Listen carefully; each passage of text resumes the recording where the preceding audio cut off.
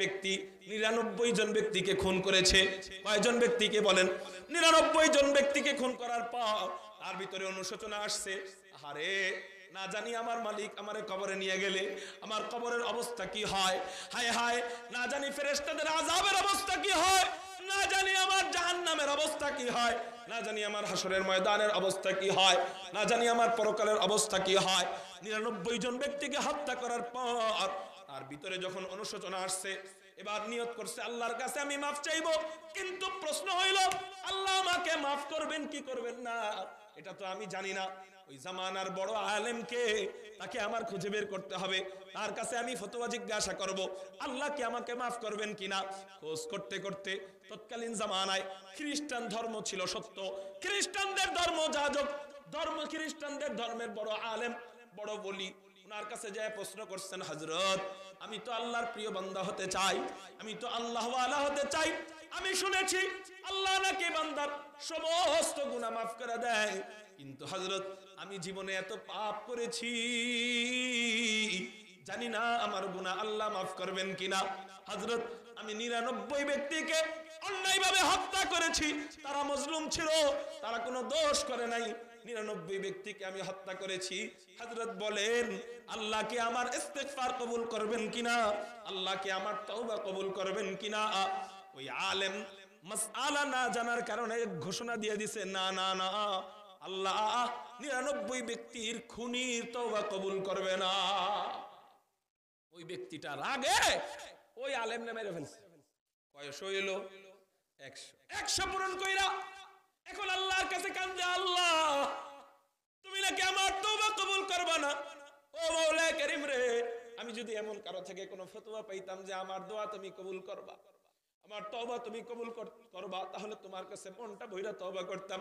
ও মালিক রে, আর জীবনে আমি গুনাহ করতে চাই না, জীবনে এমন কোনো পাপ নাই যে আমি করি নাই, কিন্তু আমার দিলের ভিতরে হেদায়েতের নূর ঢুকছে। ও মাওলা কারীম, আমি তওবা করতে চাই, বলো বলো আমার তওবা তুমি কবুল করবা কিনা।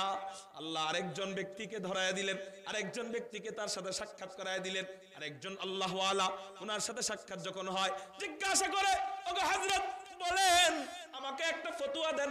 কি ফতোয়া? বলে আমি জীবনে 100 জন ব্যক্তিকে হত্যা করেছি, এই 100 জনের মধ্যে বহু মজলুম ছিল, বহু আল্লাহ ওয়ালা ব্যক্তি ছিল, বহু ভালো মানুষ ছিল, বহু এতিম ছিল, বহু গরিব ছিল। হযরত জীবনে এমন কোনো পাপ নাই যে আমি করি নাই, এর মধ্যে বড় পাপ হলো এটা, 100 জনকে আমি হত্যা করছি। বলেন হযরত আমার এই 100 জনের হত্যার খুনি আমি, আমাকে কি আল্লাহ মাফ করবেন কিনা? ওই আল্লাহ ওয়ালা বললেন, ও মিয়া, মালিক তো তোমার মার মতো না, ওই মালিক তো তোমার বাবার মতো না। উনি আবার বলতেছিলেন, হযরত আমি এত গুনাহ করছি, আমার বিবি আজকে আমার কাছে নাই। হযরত আমি এত গুনাহ করছি, আমার এলাকায় আমাকে আর রাখে নাই। হযরত আমি এত গুনাহ করছি, আমার মা আমাকে সন্তান বলে পরিচয় দেয় না। হযরত আমি এত গুনাহ করেছি, এত মানুষকে হত্যা করেছি, আমার বাবা আমাকে ত্যায্য পুত্র করে দিয়েছে।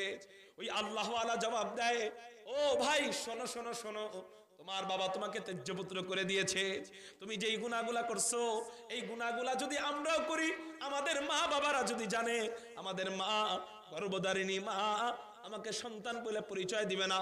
আমার আম্মা যদি জানে আমি জীবনে কারো হত্যা করেছি, আমার মা গর্ভধারিণী মা আমাকে সন্তান বলে পরিচয় দিবে না।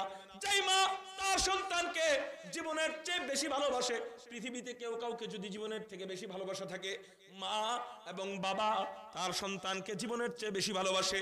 ও মেরে মুহতারাম ভাইও, আমি আপনি যেই অপরাধ করি, সেই অপরাধগুলি আমার বাবা যদি জানতো, আমাদের বাবারা যদি জানতো, আমাদের বাবারা আমাদেরকে ত্যায্য পুত্র করে দিত, মা আমাদেরকে ঘর থেকে বের করে দিত, বিবি আমার ঘরে সংসার করতো না। আমরা যে অপরাধ করি এই অপরাধগুলো যদি মানুষ জানতো, এলাকা থেকে জুতা পিটা দিয়ে আমাদেরকে বের করে দিত। আমরা যে অপরাধ করি এই অপরাধগুলো যদি জানতো, এলাকার মানুষ আমাদের নাম বলার আগে থুতু ফেলতো। ওই বুজুর্গ বলতেছেন, ও মিয়া, আমার এবং তোমার আল্লাহ তোমার মায়ের মতো দয়াবান নয়, তোমার বাবার মতো দয়াবান নয়, তোমার বিবির মতো দয়াবান নয়, তিনি হলেন রহমান, তিনি হলেন রহিম। কোন ব্যক্তি যদি 1000 কোটি বছরও গুনাহ করে না কেন, যত বড় বড়ই গুনাহ করুক না কেন, আল্লাহকে যখন দিলটাকে ফ্রেশ কইরা দিল, দিলটাকে পবিত্র বানাইয়া দিলের থেকে শয়তানের কুমন্ত্রণগুলো দূর কইরা আল্লাহকে যখন আল্লাহ বইলা একবার ডাক দিবে, আল্লাহ তাকে 10 বার বান্দা বান্দা বান্দা বান্দা বইলা ডাক দিবে। ফাজকুরুনি আযকুরুকুম, একবার আমার জিকির করো, আমি আল্লাহ তোমার জিকির ফেরেশতাদেরকে নিয়ে করব।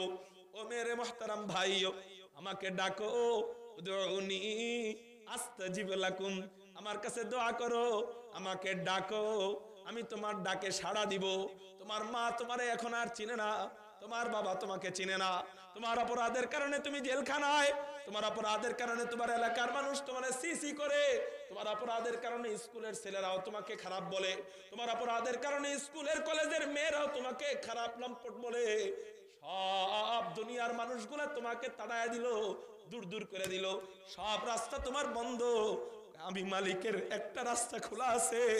এই মালিককে যদি তুমি মনটা দিয়া দিলটা দিয়া মালিক বইলা ডাক দিতে পারো, এই মালিককে যদি তুমি আল্লাহ বইলা ডাক দিতে পারো, এক মা একবার অপরাধ করলে বাইর করে দিছে, আমার কাছে কোটিবার অপরাধ করে আমার কাছে মাফ চাইছো, আমি আল্লাহ কুল ইয়া ইবাদিয়াল্লাযীনা আসরাফু আলা আনফুসিহিম লা তাকনাতু মির রাহমাতিল্লাহ, আমার রহমত থেকে বান্দা নিরাশ হইস না, আমার কাছে মাফ চাইতে দেরি হবে, 1 সেকেন্ডের ভিতরে 1 মুহূর্তের মধ্যে যদি তোর তওবাটা খাঁটি হয়, আমি আল্লাহ তোরে মাফ কইরা মুহূর্তের মধ্যে নিষ্পাপ শিশু বানাইয়া আল্লাহ ওয়ালা বানাইয়া দিব।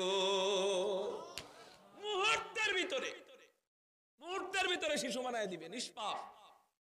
মেরে মুহতারাম ভাইও, ওই বুজুর্গ বলতেছে আল্লাহর কাছে তুমি মাফ চাও, আল্লাহ তোমারে মাফ করে দিবে, কিন্তু শোনো, তুমি যেই জায়গায় আগে ছিলা ওই জায়গায় আর যাও না, কারণ তুমি যখন নামাজ শুরু করবা মানুষ তোমাকে উপহাস করবে, টিটকারি করবে, তুমি যখন দাড়ি সুন্নতি দাড়ি রাখবা মানুষ তোমারে টিটকারি করবে, কবে আগে করছে ডাকাতি, আগে করছে সন্ত্রাসী, এখন ধরছে বেশ, বলবে কি বলবে না?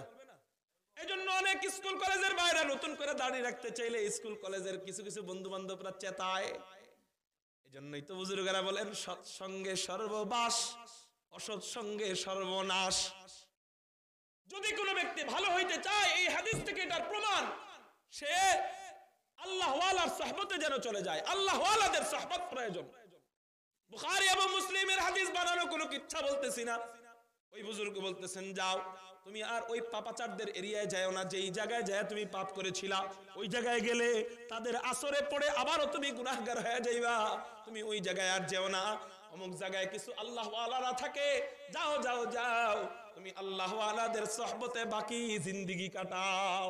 আল্লাহ তো এটা বলেন, তুমি যদি ওলি হইতে চাও, তুমি যদি মুত্তাকি হইতে চাও, তাহলে ইঞ্জিনিয়ার হইতে চাইলে ইঞ্জিনিয়ারের কাছে যাওয়া লাগে, ডাক্তার হতে চাইলে ডাক্তারের কাছে যাওয়া লাগে, ড্রাইভার হতে চাইলে ড্রাইভারের কাছে যাওয়া লাগে।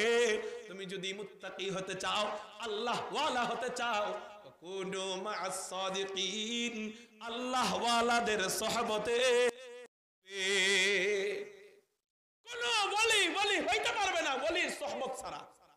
বর্তমানে কিছু টাই পরা প্যান্ট পরা ব্যক্তিরা আল্লাহরে খুঁজে মোবাইলেই তো আছে, গুগল মুফতিয়ারা, গুগল ওলি, কোন মাসালার সমাধান গুগলে চাপ দেয়, কেউ ফতোয়া জিজ্ঞাসা করছে গুগলে চাপ দেয়, কোন জিজ্ঞাসার দরকার গুগলে চাপ দেয়, ওয়াজ শোনা দরকার গুগল ওই ইউটিউব থেকে দেখে। কোন আল্লাহ ওয়ালার কাছে তারা যায় না এবং ফতোয়া দেয়।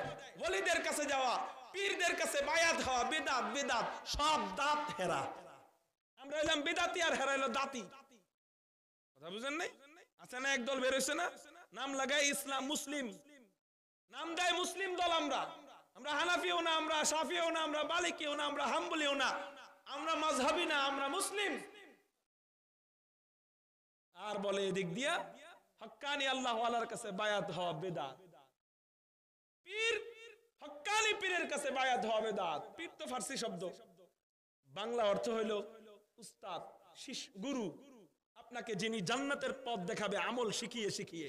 মানুষের দেহের 2 অংশ, এক অংশ হলো দেহ, আরেক অংশ হলো রূহ। মানুষের দেহের রোগের জন্য ডাক্তারের কাছে যাওয়া লাগে, রূহের রোগের জন্য কি ডাক্তারের কাছে যাওয়া লাগবে না? এই রূহের রোগ কি?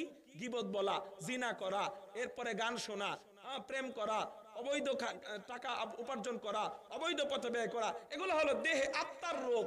আত্মার রোগ নিয়ে মারা গেলে জাহান্নামী। এই আত্মার রোগের ডাক্তার হলো হক্কানি পীর সাহেবরা, যেটা আরেক ভাষায়, কোরআনের ভাষায় মুত্তাকি বান্দা। কারা বলেন? মুত্তাকি বান্দা। এরা হলো মুত্তাকি, হক্কানি আল্লাহ ওয়ালা যারা, এরা মুত্তাকি বান্দা। এজন্য বলেন আল্লাহ ওয়ালা হওয়ার জন্য, ওলি হওয়ার জন্য ওলিদের সুহবত দরকার কিনা? ওই বুজুর্গ বললেন, যাও আল্লাহ ওয়ালার সুহবতে চলে যাও, ওই জায়গায় আর যাও না যে জায়গায় পাপীরা থাকে। ওই তওবাকারী বান্দা যে তওবা করার নিয়তে আল্লাহ ওয়ালাদের দরবারে হাঁটা শুরু করছে, প্রতিমধ্যেই মালাকুল মউত আজরাইল হাজির। হযরত মালাকুল মউত আজরাইল আলাইহিস সালাতু ওয়াস সালাম আয়েশা তার জানকে কবজ করে নিয়ে গেলেন। জান কবজের পর তার রূহ নিয়ে, তার আত্মা নিয়ে দুই দল ফেরেশতার মাঝে ঠুসাঠুসি, দুই দল ফেরেশতার মাঝে ঝগড়া। হাদিসের মধ্যে এটাই যে ঝগড়া লাগছে দুই দল ফেরেশতার মধ্যে। এক দল ফেরেশতা হলো রহমতের ফেরেশতা, আরেক দল ফেরেশতা হলো আযাবের ফেরেশতা। আযাবের ফেরেশতা এসে বলতেছে, এ সারা জীবন গুনাহ করছে, কোন নেক আমল সে করে নাই, তার আমল নামায় কোন নেক আমল নাই, এরে আমরা জাহান্নামের দিকে নিয়ে যাব। আর রহমতের ফেরেশতারা বলতেছে, ও সারা জীবন গুনাহ করছে তো কি হইছে, ও তওবা করার জন্য এখান দিয়ে যাচ্ছিল, এই জন্য সে নিষ্পাপ হয়ে গেছে, আমরা তারে জান্নাতের দিকে নিয়ে যাব। দুই গ্রুপের লাগছে বহস, লাগনো নিগিরিঙ্গি। আল্লাহ উপরে তাকায় তাকায় সব দেখতেছেন। এই গিট্টু দূর করার জন্য আল্লাহ আরেকজন ফেরেশতাকে মানুষের আকৃতিতে পাঠাইলেন। ওই ফেরেশতা তাদের কাছে যায় হাজির, জিজ্ঞাসা করে, তোমাদের কাছে কি হইছে, তোমাদের মধ্যে কি সমস্যা হইছে বলো। হযরত আপনি আমাদের মাঝখানে আসছেন, আপনার চেহারা দেখে আমাদের মধ্যে সবচেয়ে বয়স্ক লাগতেছে আপনাকে, আপনার কাছে আমরা আপনারই আমরা সালিশ মানলাম, আপনার কাছে আমরা বিচার দিলাম। হযরত শোনেন, আযাবের ফেরেশতারা বলতেছে, সারা জীবন এই ব্যক্তিটা গুনাহ করছে, এখন আমরা আসছি তার রূহকে জাহান্নামের দিকে নিয়ে যাওয়ার জন্য। আর রহমতের ফেরেশতারা বলতেছে যে সারা জীবন গুনাহ করছে আমরা মানি, কিন্তু সে তওবার জন্য রওনা হয়েছিল আল্লাহ ওয়ালাদের সুহবতে যাওয়ার জন্য, এই জন্য আমরা তাকে জান্নাতের দিকে নিয়ে যাচ্ছি, এবার আপনি ফয়সালা দেন। ওই ফেরেশতা ফয়সালা দিচ্ছে, শোনো আমার ফয়সালা কি তোমরা মেনে নিবানি? হ্যাঁ আপনি যা বলেন তাই মেনে নিব। তাহলে শোনো, তাকে মাপা হোক, সে কোন জায়গায় আছে সেটা মাপা হোক, সে যেই জায়গা থেকে রওনা দিছে সেই জায়গা থেকে নিয়ে তার জায়গা পর্যন্ত যদি জায়গা বেশি হয়, তাহলে সে ওই আল্লাহ ওয়ালাদের জায়গা থেকেও তারে মাপা হোক। দুই জায়গার মধ্যে যেই জায়গা কম, সে সেই জায়গার অন্তর্ভুক্ত। অর্থাৎ সে যে জায়গায় মারা গেছে ওই জায়গাটা যদি আল্লাহ ওয়ালাদের দরবারের কাছাকাছি হয় তাহলে সে জান্নাতি, আর যদি তার জায়গাটা পাপাচারদের কাছাকাছি হয়, পাপী বান্দাদের কাছাকাছি হয়, তাহলে সে কি? জাহান্নামী। হাদিস বলে সে যেই জায়গায় মারা গিয়েছিল সেই জায়গা থেকে আল্লাহ ওয়ালাদের জায়গা ছিল দূরে, আর পাপাচার যারা ছিল ওদের জায়গা ছিল কাছে। ফয়সালা কি হওয়ার কথা? সে কি জাহান্নামী হওয়ার কথা না? আল্লাহ মাটিকে আদেশ দিলেন, এই মাটি শোন, আমার হুকুম যদি মেনে থাকোস তাহলে এই মুহূর্তে আমার কথা শুনতে হবে। সেটা কি? আমি আল্লাহ তোরে আদেশ দিচ্ছি, লম্বা জায়গাটা খাটো হয়ে যা, আর খাটো জায়গাটা লম্বা হয়ে যা, মাপার পরে যেন দেখা যায় আল্লাহ ওয়ালাদের জায়গা কাছাকাছি, মাপার পরে যেন দেখা যায় পাপাচার বান্দাদের জায়গা কাছাকাছি নয় দূরে। আসলেই তাই দেখা গেল, ফেরেশতারা মাইপা দেখলো আল্লাহ ওয়ালাদের জায়গা কাছাকাছি। এবার রহমতের ফেরেশতারা বলে, আলহামদুলিল্লাহ আলহামদুলিল্লাহ, এবার তো সে জাহান্নামী নয়, তারে নিয়ে আমরা জান্নাতের দিকে রওনা দিয়ে দে। তো খুদাবন্দ ইয়ামিনী, তো খুদাবন্দ শিমালি, তো খুদাবন্দ ইয়ামিনী, তো খুদাবন্দ শিমালি, তো খুদাবন্দ আরাদি, তো খুদাবন্দ সামাবি, तो खुदा बंदे अरादी, तो खुदा मंद समावी, तो खुदा मालिक फिरदौस, खुदा खालिक तू नार, तू नफरमान के रहमन, तू गुनहगार के गफ्फार, तू नफरमान के रहमन, तू गुनहगार के गफ्फार, फकुल्तु अस्तगफिरु रब्बकुम इन्नहु काना गफ्फारा। আল্লাহর কাছে ক্ষমা চাও, আল্লাহ ক্ষমাশীল, আল্লাহ ক্ষমা করে দিবেন। ওই বান্দাটা সারা জীবন গুনাহ করার পরে, সারা জীবন খুন করার পরে আল্লাহর কাছে ক্ষমার উদ্দেশ্যে রওনা হয়েছে, এখনো ভালোভাবে ক্ষমা চায় নাই, ক্ষমার উদ্দেশ্যে রওনা হয়েছে, মনে মনে নিয়ত করছে আর গুনাহ করব না। আল্লাহ পাক রব্বুল আলামিন জায়গাকে শর্ট কইরা আরেক জায়গাকে লম্বা কইরা আল্লাহ নিজে তাকে জান্নাতের অন্তর্ভুক্ত